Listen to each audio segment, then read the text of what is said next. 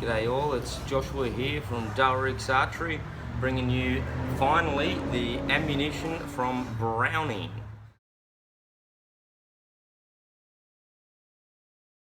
Be closer. So that's the BXR.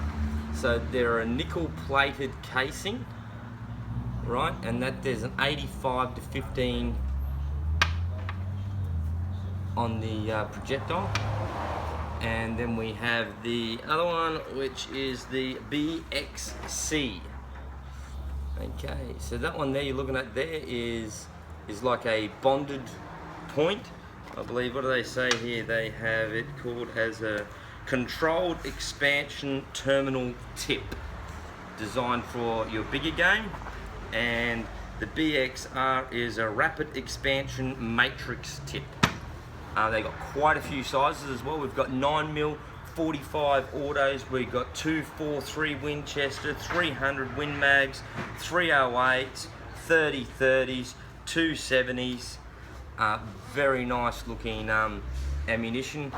With the 9mm and the 45 autos, they're all in full metal jackets. I'll give you a close up of the 9mm, and with the 45 autos, very cool because it's color-coded projectile. Looks real neat. Pow, pow, pow.